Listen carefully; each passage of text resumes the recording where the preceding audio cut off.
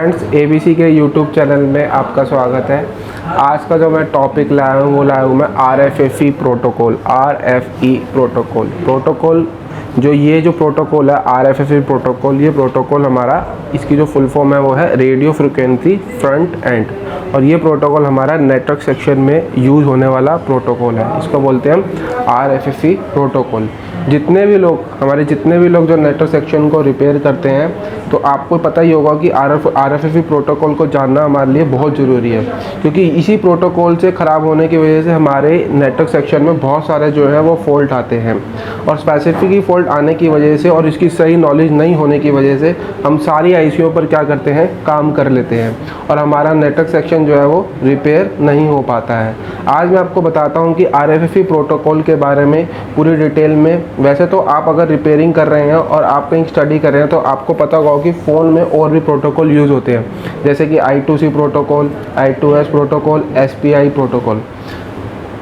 काफ़ी प्रोटोकॉल हमारे फ़ोन में यूज़ होते हैं। उसी तरीके से नेटवर्क सेक्शन में यूज़ होता है RFFE प्रोटोकॉल। अब आपके मन में ये बात आ रही होगी कि RFFE प्रोटोकॉल होता क्या है, तो नए स्टूडेंट्स को मैं उनके लिए बता रहा हूँ कि RFFE प्रोटोकॉल होता क्या है। वैसे तो बहुत से लोगों को पता है कि प्रोटोकॉल क्या है और प्रोटोकॉल की क्या डेफिनेशन है। मैं आपको एक ही लाइन में बताने की कोशिश करूँगा। और उसे सपोज़ कीजिए कि ये हमारा प्रोसेसर है, ये हमारा क्या है, प्रोसेसर है, ये CPU है और ये मेरा है 4GPA। तो आपको पता ही होगा कि CPU को हम क्या बोलते हैं, मास्टर, CPU मास्टर, और ये हमारा स्लेव। और इन दोनों के बीच में ये कम्युनिकेशन की दो लाइनें हैं, एक होती है डाटा और एक होती है क्लॉक। तो डाटा को जो डिफ़ाइन किया जाता है वो 2 एरो से डिफ़ाइन किया जाता है। ये डाटा को 2 एरो से डिफ़ाइन किया जाता है और क्लॉक को 1 एरो से डिफ़ाइन किया जाता है। तो ये मोबाइल फ़ोन में सबको क्या करता है, कंट्रोल करता है। मास्टर और स्लेव के बीच में जो दो वायरों का जो कम्युनिकेशन होता है, जो डाटा का 2 वायरों का कम्युनिकेशन होता है, उसी को हम प्रोटोकॉल बोलते हैं। तो डाटा की लाइन में देखेंगे, डाटा की लाइन में 2 एरो, 2 तरफ से एरो होंगे, और क्लॉक की लाइन में एक तरफ से एरो होगा।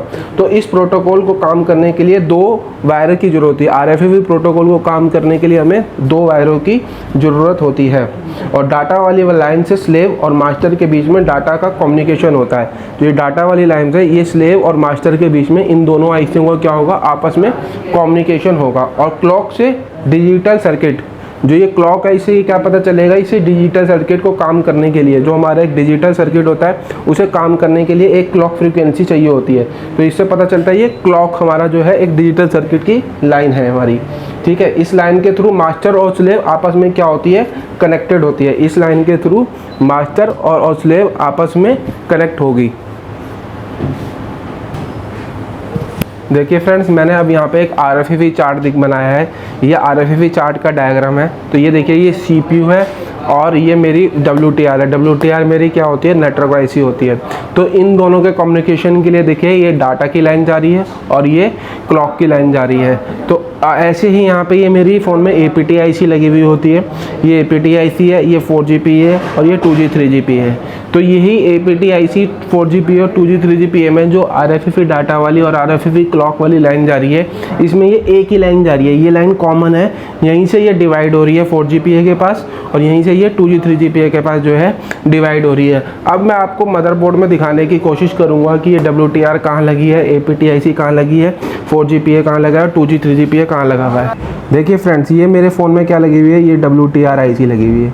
ये वाली IC जो है WTR है, और ये जो लगी हुई है ये मेरा लगा हुआ है 2G 3GPA। इसको हम FEM भी बोलते हैं। ये FEM हो गई, ये 2G 3GPA हो गया। और इसको पलटेंगे तो इधर ये देखिए, ये लगा हुआ है यहाँ पे 4GPA। इसको हम 4GPA देखते हैं। अब मैं आपको दूसरा मदरबोर्ड में दिखाता हूँ। देखिए, इस मदरबोर्ड में देखिए, ये मेरी लगी हुई है WTR, ये WTR लगी हुई है। ये मेरा FEM है। FEM में ही हमारा 2G और 3GPA होता है। और इधर पलटेंगे तो इधर ये देखेंगे कि ये मेरा 4GPA लगा हुआ है, ये रहा मेरा 4GPA। और इधर देखेंगे तो ये मेरी APT IC लगी हुई है, ये मेरी APT IC है। तो यही मैंने आपको जो अभी चार्ट दिखाया था, RFFE चार्ट, तो इसमें मैंने ये बताने की कोशिश करी है RFFE चार्ट में कि क्लॉक और डाटा की लाइन जो होती है, इन्हीं को हम क्या बोलते हैं, RFFE प्रोटोकॉल वाली लाइन बोलते हैं। इस चार्ट के थ्रू मैंने बताने की कोशिश करी थी कि RFEV प्रोटोकॉल का हम कैसे यूज़ किया जाता है। उसी तरीके से मैंने अभी आपको जितनी भी IC मदरबोर्ड में दिखाई हैं, ये सारी IC RFEV प्रोटोकॉल से यूज़ होने वाली IC हैं। और यही RFEV चार्ट में मैं समझाता हूँ, फिर से आपको मैं बताने की थोड़ी कोशिश करता हूँ कि इससे हमारे क्या फॉल्ट आ सकते हैं। RFEV IC से जो इस चार्ट में RFEV जो प्रोटोकॉल लाइन है, ये प्रोटोकॉल लाइन अगर मिस हो जाए तो हमारे फ़ोन में क्या फॉल्ट आ सकता है। इससे हमारे फ़ोन में जो फॉल्ट आएगा, इससे हम अगर इसके और इसके बीच की दोनों की कम्युनिकेशन में से अगर ये लाइन ब्रेक हो जाती है तो इससे हमारे फ़ोन में नो सर्विस की कंप्लेंट आती है। चाहे WTR से हो, चाहे 4GPA से हो, चाहे APT IC से हो, चाहे 2G 3GPG IC से हो। अगर इन किसी भी IC का कोई भी एक ये लाइन मिस हो जाए तो इससे हमारे फ़ोन में नो सर्विस की कंप्लेंट आती है। तो नो सर्विस की जब भी कंप्लेंट आएगी तो आपको कैसे पता चलेगा? आपको अपने मोबाइल में एक कोड लिखना होगा *#4636###। इससे ये पता चलेगा कि इसका रेडियो अगर ऑफ हुआ, इसमें हमें ये पता चलेगा अगर इसका रेडियो ऑफ हुआ तो हमारे को पता चल जाएगा कि इसके अंदर कहीं ना कहीं हमारी RFEV प्रोटोकॉल वाली लाइन क्या है, मिस है तो इससे हमें नो सर्विस की कंप्लेंट में सबसे पहले हमें कोड को इसको टाइप करना पड़ेगा, ठीक है।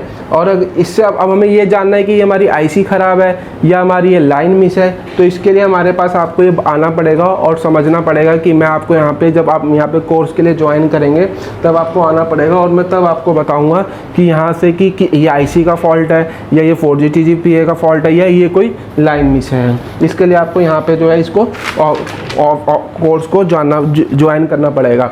और लेकिन जब आपने कभी पढ़ा था, जब आपने पहले कभी I2C प्रोटोकॉल पढ़ा होगा तो उसमें आपने ये देखा होगा कि आपको वहाँ पे एक पुल अप वोल्टेज मिलता था। तो इन ICओं को भी काम करने के लिए इसमें RFEV प्रोटोकॉल में आपको यहाँ देख रहे हो, सिर्फ आपको क्या दिख रही हैं, 2 लाइनें दिख रही हैं। लेकिन इन IC को काम करने के लिए यहाँ पर आपको 1.8 की वोल्टेज मिलेगी, 1.8 की वोल्टेज। यहाँ पर भी इसमें आपको 1.8 मिलेगा, यहाँ पर भी 1.8 मिलेगा और यहाँ पे भी 1.8 मिलेगा। इन ICओ को काम करने के लिए आपको यहाँ पे एक्सटर्नल पुलअप मिलेगा 1.8 का एक्सटर्नल पुलअप मिलेगा। APT IC को काम करने के लिए, 4GPA को काम करने के लिए और 2G 3GPA को काम करने के लिए आपको यहाँ पे एक्सटर्नल पुलअप का भी मिलेगा। अब आपको मेरी वीडियो ये कैसी लगी हो, RFEV प्रोटोकॉल के बारे में मैंने तो बताया। आई होप आपको इसे थोड़ा समझ में आया होगा। और आपको इसकी पूरी डिटेल लेनी है तो आपको मेरे पास यहाँ पे जो है ऑफलाइन कोर्सेज़ के लिए ज्वाइन करना पड़ेगा, जिससे मैं आपको इसकी पूरी डिटेल और समझा पाऊँगा। अगर आपको मेरी वीडियो अच्छी लगे तो मेरी वीडियो पर like and share and comment ज़रूर करना। थैंक्स।